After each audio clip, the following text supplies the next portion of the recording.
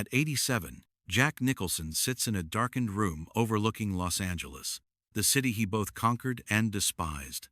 His eyes still carry that mischievous sparkle, but when he speaks of betrayal, the light fades.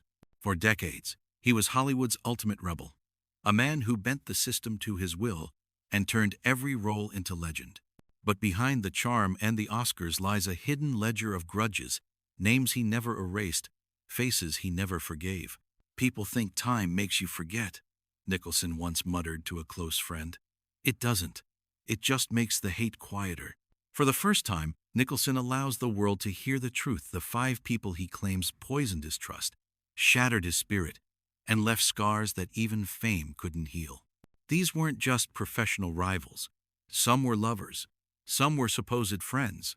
Some were icons themselves. To him, they were the enemies who stole pieces of his soul. Why would Hollywood's most celebrated actor, a man who seemed untouchable, still carry this darkness after nearly 9 decades? Tonight, he names them. Tonight, the mask slips. John Joseph Nicholson was born on the 22nd of April, 1937, in Neptune City, New Jersey. His early life was shrouded in secrets, raised believing his grandmother was his mother and his real mother was his sister, a revelation that would only come to light when he was already a star. That hidden truth about his origins shaped him deeply, fueling the restless, defiant energy that audiences later saw burning in his eyes. He moved to Hollywood young, chasing dreams with nothing but his wit and a refusal to play by anyone else's rules. The 1962nd were unkind at first bit roles, failed auditions, endless rejections, but Nicholson never broke. His break came in 1969 with Easy Rider, where his eccentric charm caught the world's attention. By the 1972nd, he was no longer just another actor. He was the face of American cinema's rebellion, delivering unforgettable performances in 5 Easy Pieces in Chinatown. His role in One Flew Over the Cuckoo's Nest cemented his legend.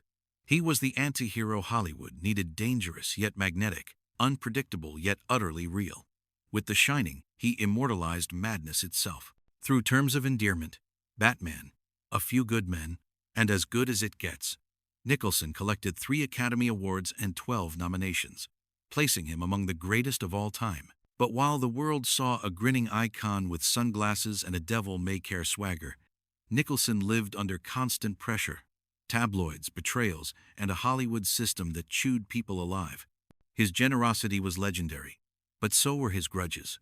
Friends described him as loyal to a fault, but also unforgiving when wronged. Behind the legend was a man who carried scars from lost loves, broken trusts, and colleagues who turned into enemies. "Fame doesn't shield you," he once said. "It just makes the knives sharper." And so, at the twilight of his life, Jack is ready to reveal the 5 names, the people he hated the most, the ones whose betrayal he never let go. The first name Jack Nicholson utters comes with a bitter laugh. Roman Polanski. On the surface, they were collaborators, friends even. In 1974, Polanski directed Chinatown, the neo-noir masterpiece that became one of Nicholson's defining films. The 2 men shared long nights of excess, fueled by the thrill of making art that would stand the test of time. For a moment, Nicholson believed he had found not just a director but a brother in arms. But everything shifted in 1977 when Polanski was arrested for the sexual assault of a 13-year-old girl, an incident that took place in Nicholson's own home, while Jack was away in Colorado. The scandal splashed Nicholson's name across headlines he never asked for. Though he was not involved, the whispers stuck. How could Nicholson, with his wild reputation, not have known? Studios grew wary, and Jack was dragged into a scandal that wasn't his. "I gave him my home," Nicholson once reflected angrily to a confidant, "and he turned it into a crime scene. That's not betrayal, that's poison." Polanski fled the U.S. before sentencing, but Nicholson couldn't escape the shadow. For years, journalists would bring up the case in interviews as if Nicholson himself bore guilt. The director he once admired left him holding the weight of scandal, damaging not just his public image but his trust in collaborators. Though Nicholson never publicly lashed out at Polanski, those close to him knew the bitterness never faded. Hollywood forgave Polanski in ways Nicholson never could. To him, Polanski wasn't just a friend who crossed a line, he was the man who left a permanent stain on Nicholson's legacy. Nicholson's private remark was cutting a window into a wound that never healed. Roman took more than my trust. He stole the peace I had with my own name. The second name Jack Nicholson recalls is Angelica Huston, the woman who defined nearly 2 decades of his life. Their romance began in the early 1972, a whirlwind of passion, fights, reconciliations, and Hollywood glamour. Huston, the daughter of legendary director John Huston, was fiercely independent yet devoted to Jack. For years, they were the couple everyone gossiped about, an unpredictable love story that somehow seemed destined to endure. But behind closed doors, it was chaos. Nicholson's infidelities were legendary, and Huston tolerated more than most. The final straw came in 1990, when she discovered he had fathered a child with another woman, actress Rebecca Broussard. For Huston, the betrayal wasn't just about another affair, it was the ultimate humiliation after years of emotional battles. Nicholson, in private, admitted the guilt crushed him, but he also resented Huston for how publicly she ended things. Her memoir years later revealed raw details of their turbulent relationship, painting Nicholson as selfish, reckless, and incapable of fidelity. For Jack, it wasn't just heartbreak, it was exposure. "I gave her my love in the only broken way I knew how," he once said, "and she gave my flaws to the world." The breakup scarred Nicholson deeply. Friends noticed the shift. He grew more withdrawn, less trusting of women, and more protective of his privacy. He felt Huston hadn't just left him, she had carved open wounds in front of Hollywood, turning private sins into public entertainment. Years later, Nicholson would still bristle when her name came up. He loved her, yes, but in his mind, love had curdled into hatred. She had been the woman who could have been the one, yet she chose to leave him exposed, vulnerable, and mocked. His private reflection lingered like a confession he never made to her face. "Angelica didn't just break my heart. She broke my armor and left me naked in front of the world." The third name Jack Nicholson cannot erase is Shelley Duvall, his co-star in Stanley Kubrick's The Shining. On screen, their performances were immortal. Nicholson's deranged Jack Torrance became an icon of horror, and Duvall's terrified Wendy was equally unforgettable. But behind the camera, the experience turned toxic. Kubrick infamously subjected Duvall to extreme psychological pressure, forcing her through take after take, reducing her to tears and exhaustion. To many, Nicholson was simply another actor on set, but to Duvall, his lack of intervention felt like complicity. She later spoke of feeling isolated, abandoned by both the director and her co-star. "Jack was brilliant," she said, "but he didn't protect me. He just let it happen." For Nicholson, those words cut deeper than the public ever realized. He believed they had shared something monumental, a film that changed cinema. Yet Duvall's later interviews painted him as cold, even cruel, as if he had stood by and watched her suffer. He carried the weight of those accusations like a stain on his legacy. The betrayal, in Nicholson's eyes, was not that Duvall resented Kubrick, but that she tied his name to her pain. He felt she turned a shared triumph into a wound aimed directly at him. "I was making art," Nicholson privately told a confidant, "but she made me the villain of her trauma." Though Nicholson never confronted Duvall publicly, he carried a silent fury toward her for decades. To him, she tarnished one of his proudest achievements, rewriting history so that his performance lived in the shadow of her suffering. The world saw Jack Torrance as terrifying. Shelley Duvall made the world see Jack Nicholson as heartless. His unspoken words linger like a bitter verdict. She made the masterpiece feel like a crime scene, and that's something I'll never forgive. The fourth name Jack Nicholson spits out with a mix of rage and disappointment is Warren Beatty. In the 1972, they were Hollywood's golden rogues, charming, untouchable, and always surrounded by women, power, and opportunity. They moved in the same circles, competed for the same roles, and even shared the same lovers. For a time, their rivalry was playful, almost brotherly.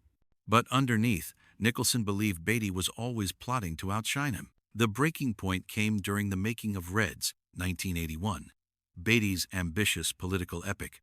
Nicholson was cast in a supporting role, and though the performance was well received, Jack privately felt manipulated.